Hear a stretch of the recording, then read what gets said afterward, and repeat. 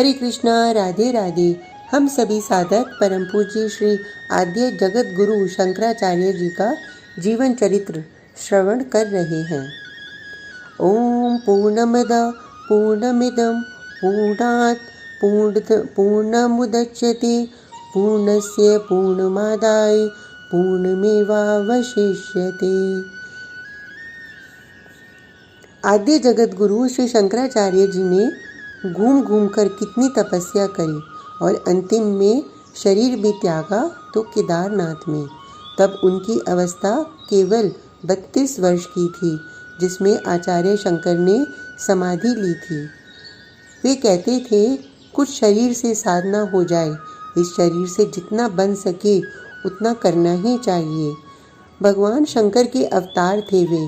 हमें भी तप करना, कष्ट को सहना, त्याग में जीवन बनाना, यही सब शिक्षा देने आए थे अवतार लेकर भगवान श्री शंकर शंकराचार्य जी के रूप में।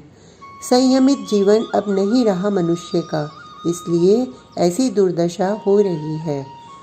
समय से उठो, समय से खाओ, समय से नित्य नियम करो, समय से कुछ भगवान नाम का जाप कर लो, भले ही एक माला ही सही। ध्यान करो, हल्का खाओ, जितनी भूख लगे उससे कुछ कम ही खाओ, आचरण अच्छे बनाओ।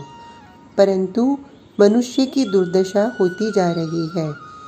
डॉक्टर तुम्हारा पैसा खा रहे हैं, वकील तुम्हारा पैसा ले जा रहा है, ज्योतिषी लोग राहु केतु बताकर धन खींच रहे हैं। ये सब असंयमित जीवन के कारण ही तो हो रहा है। ये शरीर तो नाशवान है, पर तुमने जो अपने आप को बांध रखा है नाना प्रकार के बंधन में, यही बंधन तुम्हें बहुत दुख देगा। आद्य जगत गुरु श्री शंकराचार्य जी ने अनेकानेक ग्रंथों की रचना की। करीब 272 के लगभग आपने ग्रंथों की रचना की थी। प्रस्थान त्रयी, ब्रह्मसूत्र, उपनिषद, गीता पर शंकर भाष्य प्रसिद्ध टीका है ही। विवेक चूड़ामणि जैसे गंभीर ग्रंथों की सूची भी लंबी है। हजारों सन्यासी साथ साथ में चल रहे थे। उन हजारों सन्यासी में सब ही ब्रह्म बोध को प्राप्त महापुरुष नहीं थे।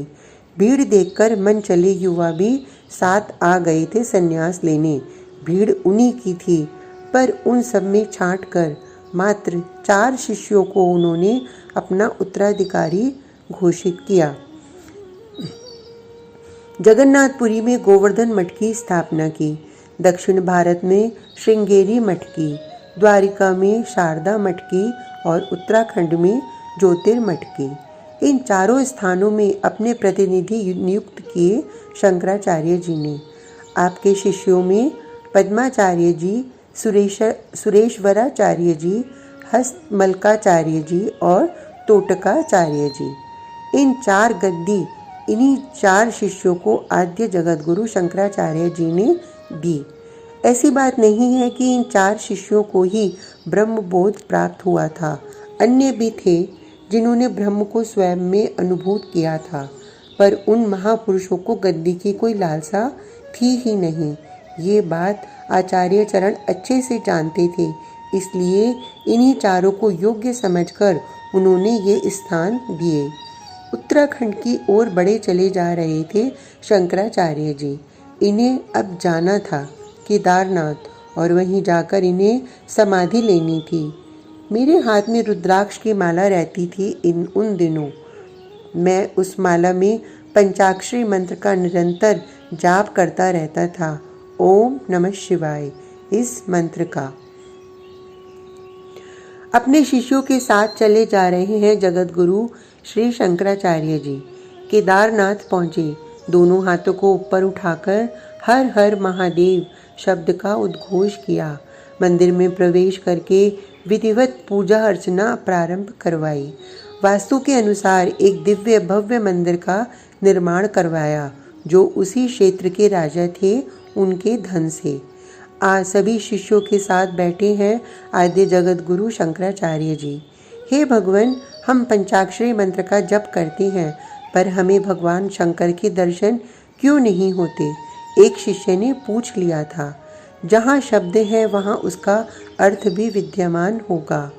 तुम मात्र शब्द को पकड़ते हो क्या?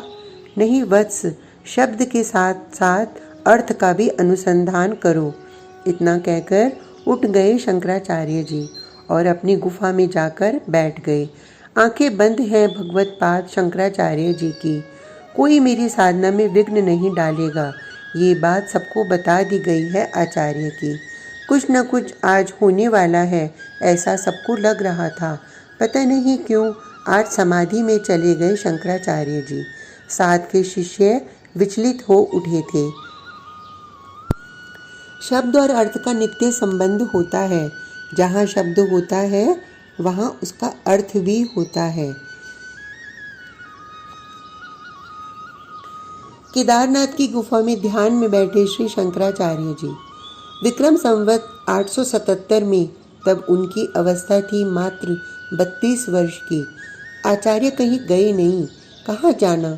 शरीर का जो भी तत्व था, पृथ्वी, जल, तेज, वायु, आकाश, वो सब यही मिल गया और आत्मा तो कहीं जाती आती है नहीं। सनातन धर्म ऋणी रहेगा आचार्य शंकर जी का।